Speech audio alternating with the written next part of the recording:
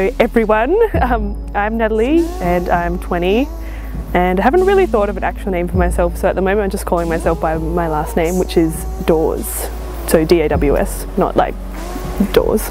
Hi, I'm Amber and I DJ as Amber AKILLA and I'm 21. My name's Christina and I'm 24. My project right now is Tina Says. I got into DJing because I always had a huge passion for music kind of, and especially the mixing side of things. Like, I don't know if you guys ever bought the Ministry of Sound annual, like 2005, things like that. So I remember being really young and loving that. And then I didn't really do anything until I was about midway through being 18, and like being out in the club and hearing DJs and the kind of songs and sounds they were mixing. And I kind of thought, maybe I should do this. What's stopping me? A few years ago actually I started DJing just with a friend in his room mucking around, and then he said I could lend his equipment, so I did. And I met someone in the music industry who I told that I was I'd started learning DJing, and he was the one that pushed me in the direction of music production and said, like, if you really want to do something like this, like the best way was to create your own sounds and make your own music. And that's when I started getting into Ableton. And so I downloaded Ableton, and it took a little while to get into it because the program is quite daunting. That producing music is really daunting, but I found that the less I tried to learn about it, the more I had fun with it, the easier it was. And a few years later now, and I'm quite right into it. I started DJing after one of my friends who was working at a club night. The promoter needed more DJs, and she suggested that me and a friend learn or DJ for them. So we learnt like one afternoon, and then we played the next week. When I'm trying to think of a mix for events and stuff, I normally just try and imagine what the crowd would do, what time it'll be, how drunk everyone will be, what kind of like the vibe is. So for more like rowdy events like Animal House and stuff like that, I imagine everyone being really like drunk and raving, so I might envision them just loving particular songs. So I might go into like a old school section and then maybe like a more trap kind of section, that kind of stuff.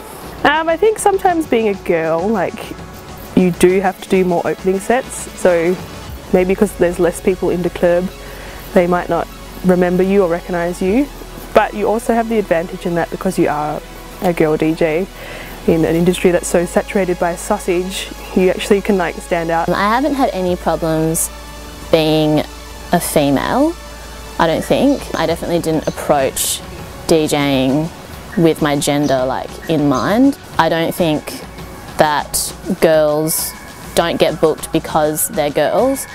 If anything, the reverse can sometimes happen, and you're getting booked because you're a girl, and it can sometimes be considered like a novelty to have like girls behind the decks. In this industry, being a female, you can get recognised a little bit faster. I think because people are more curious about whether females are good DJs or they can actually write their own tracks. But I also think that it's harder because you can get judged a bit more. But I definitely think there's inequality right now, but I think that it's becoming more normal. I think there is more female DJs and starting more female music producers to come into the industry. And because when I first started, there was hardly any girls, there was no girls playing at any of the clubs that I was at. And so like it was a bit of a thing, but now like every week there's at least half maybe of girls playing, and it makes it way more normal and equal, and it's awesome. I think to make a dent in the industry, it is really difficult because of how accessible music producing is now.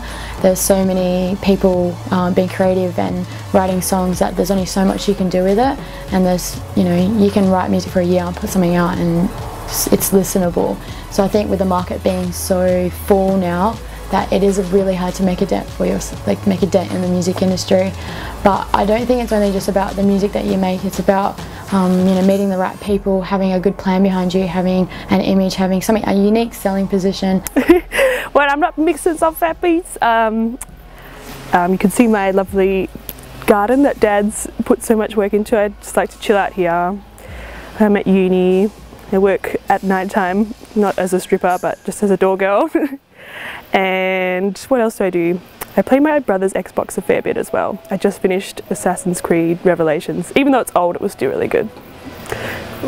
When I'm not making fat beats, I'm a PA for Alex Payer for Pirates, and which is a really good job because I'm obviously around everything I love doing, and I'm drawing, everyone's creative, so I'm drawing all the you know, creativity and inspiration around, which really helps in music.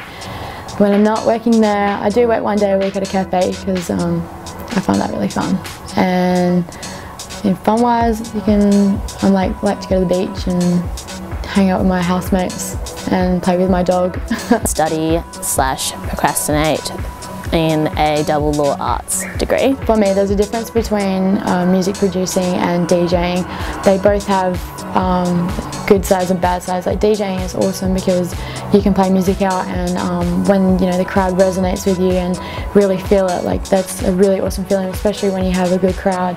But music producing is a bit more challenging, which I couldn't sit in my room for hours and DJ, but I could sit in the studio for like, you know, a whole day straight and not even have a break, because that's how much I get consumed by it, because there's so much more to figure out and so much more to it, and I find that a lot more interesting and rewarding. Also a lot more difficult, but you don't want anything to be easy. What do I like about playing in the club? I just like to see the way people react to when you play different things, or when you mix between songs, and just the way that their face lights up, or they'll start yelling and they'll start getting down and getting really into it and stuff like that. Just making other people really like appreciate what you're doing is definitely my favourite thing. If I could DJ for the rest of my life, I'd like to, but honestly, if I got to like in a couple of years time and I wasn't really feeling it, then who knows, I might just go into producing or disappear altogether. Not dead, just something else. If I could do this forever, I could probably do it. My thing is to be hell selfish in my 20s and have fun, and then in my 30s slow down, but I feel like I'd still be doing this in my 30s. The way like Caribou and Bonobo are like way older, but they write beautiful music and they don't tour as much. But I'd probably see myself doing that, but not forever. If I could give advice out to any up-and-coming music producers, whether it be female or male, it'd just be to stick at it no matter how hard things may seem or how difficult it is. Anything with creativity is a different mindset to most people, so you've just got to overcome that. But just get right into it. If you are a lady or a man trying to get into the industry, just don't be shy, just be confident. And also don't worry about so much what people think, because if you think about it, when people are in the club anyway, when you're like mixing, doing sets and stuff, they're so drunk most of the time that they don't even care. Like, you could do the worst transition in the world and most people wouldn't even notice, so don't worry about too much that kind of stuff. So just like pick your favourite songs, play what you think sounds cool and have a good time, have fun with it. Is it a banger?